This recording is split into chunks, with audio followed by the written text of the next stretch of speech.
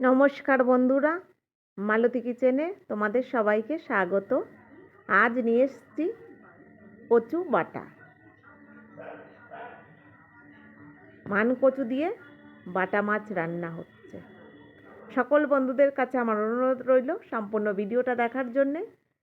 এই দেখো, আমার বাবু জানলা দিয়ে দাঁড়িয়ে আছে, ঠিক জানলার পেছনে একটা কচু একদম হেলে গেছে বর্ষার মধ্যে। ভেবেছিলাম মনে হয় পচে গেছে, তারপরে গিয়ে দেখি না, ঠিক আছে।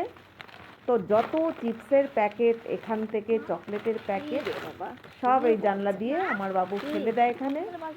আর দেখো, কচুটা ভেবেছি একটু টান দিলেই মনে হয় উঠে আসবে, কিন্তু না, উঠছে না। একদম আষ্টে পিষ্টে, একদম মাটির সঙ্গে শেকড় গজিয়ে বসে আছে। তা তেনাকে তো বেশ গায়ের জোরে টানছি, হচ্ছে না। আলতো করে একটু মাটি খুঁড়ে দিলাম যাতে উঠে আসে, তবুও যেন আসছে না। তো মনে হচ্ছে যে একটু ছুরি চাকু হলে খুব তাড়াতাড়ি হতো। যাই হোক, অবশেষে তোলা হলো কচুটা। একদম কচু তুলে নিয়ে সোজা শ্বশুরমশাইয়ের কাছে, কারণ তিনি পরিষ্কার করে দিচ্ছে। আর কচুটা লাগানো হবে বলে একটু রেখে দিচ্ছে, যে যাতে ছোট্ট করে আবার একটা গাছ লাগানো যায়। আমি পারবো না, জানি না কতটুকু লাগাবো। বলছে একটুখানি করলে হয়ে যাবে। বললাম তাহলে তুমি করে দাও। তো আমার বাবু ভিডিও করছে। সাধারণত আমি নিজে নিজেই ভিডিও করি, আজকেও করছে। আমার শ্বশুরমশাই একদম পরিষ্কার পরিচ্ছন্ন করে সুন্দর করে করে দিচ্ছে।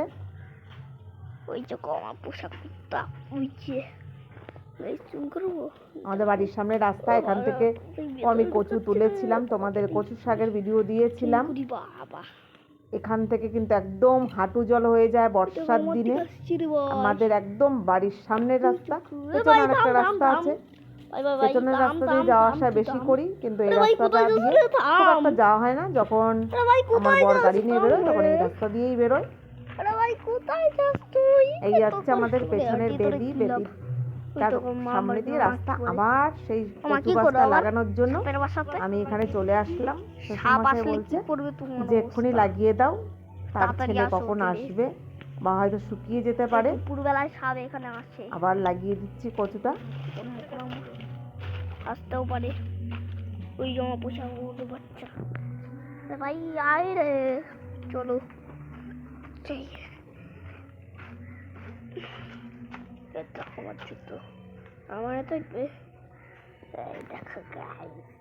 এই যে আমার বাবু 7 বছর পূর্ণ হলো, হাতে পড়েছে। আর এই যে আমার শ্বশুরমশাই এখনো কচু নিয়েই পড়ে আছে। তা দেখো, কচুটা মানে হাতখানিকেরও একটু বেশি, তা অর্ধেকটা আমি করব, অর্ধেকটা রেখে দেবো। আর এখানে বাটা মাছ আছে, ছোট বড় মিশিয়ে নিয়ে নিয়েছি। আর নতুন আলু মানকচু দিয়ে হবে আজকে। প্রথমে কড়াইতে তেল বসিয়ে দিলাম, তারপরে এক এক করে মাছগুলো তেলের ওপরে দিয়ে দেব।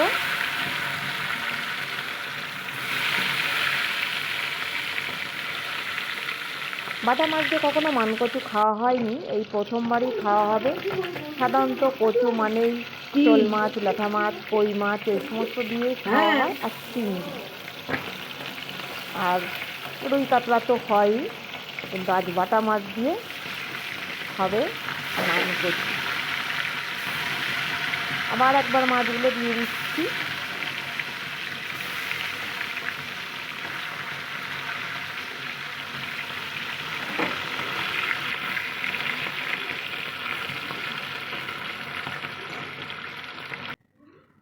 মোটামুটি সব মাছগুলো ভাজা হয়ে গেছে, তুলে নিলাম। এবার এখানে জিরে তেজপাতা ফোড়ন দিচ্ছি।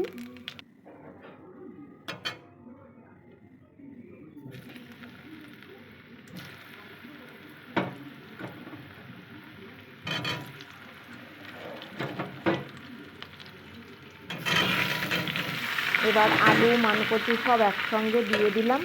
আর মানকচুটা আমি হালকা একটু ভাপিয়ে নিয়েছিলাম, জাস্ট ওই কচকচ ভাবটা থাকে না, সাদা সাদা ভাব, ভাপানোর পরে কিন্তু ওই ভাবটা চলে যায়। আর এই কচুটা বলে এটাকে কাঁচাও খাওয়া যায়, এত সুন্দর, আবার সুন্দর সেদ্ধ হয়ে যায়। তা কচু নেড়ে চেড়ে একটু নুন দিয়ে দিলাম, এখানে জিরের গুঁড়ো দিলাম একটু, আর একটু লঙ্কার গুঁড়ো, একটু ঝাল ঝাল করতে হবে, হলুদ দিয়ে দিলাম,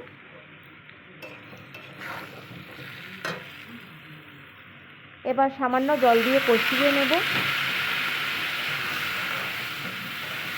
আর কোনো মশলা আমি এখানে ব্যবহার করব না।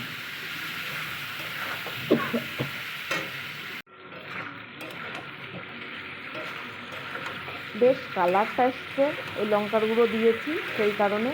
আমার লঙ্কার গুঁড়ো খুবই কমই একটু খাই, আজকে একটু বেশিই দিয়েছি।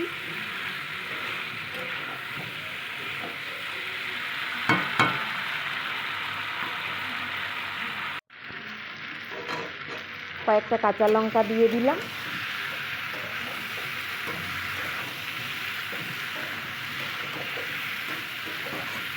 এবার ভালো করে একটু শুধু কষিয়ে নিতে হবে।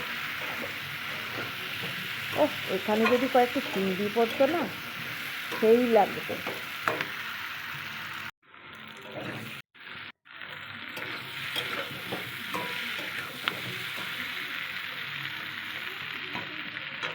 কচু প্রায় সেদ্ধ হয়ে এসছে, এবার আমি জল দিয়ে দেব। জলের পরিমাণটা একটু বেশি দিতে হয়, সবসময় কচু রান্না করতে গেলে জলের পরিমাণটা একটু বেশি দিতে হয়। কচু কাঁচকলা এগুলোতে ভীষণ জল টানে, একদম ঠিক ঠিক মাপে রান্না করে রাখবে, দেখবে শুকিয়ে গেছে, সেই কারণে একটু বেশি পরিমাণে দিতে হয়। ঝোল ফুটতেই আমি মাছগুলো দিয়ে দিলাম। আচ্ছা, আমার বন্ধুরা কেউ বাটা মাছ দিয়ে কচু খেয়েছো? কেউ যদি খেয়ে থাকো অবশ্যই কমেন্ট করে জানিও। আর যদি কেউ না খেয়ে থেকো, আমার মতন বানিয়ে খেও, ভালো লাগবে। আর বাটা মাছ সত্যিই খুব ভালো হয়। সবশেষে নামিয়ে নিলাম, হয়ে গেল। আমি কিন্তু একটু ভাজা মশলা দেবো ভেবেছি, কিন্তু দিলে আমার ছেলে খাবে না। তোমরা চাইলে এখানে একটু ভাজা মশলা দিয়ে দিতে পারো। আর ভিডিওটা ভালো লাগলে লাইক, কমেন্ট, শেয়ার, সাবস্ক্রাইব করে দিও।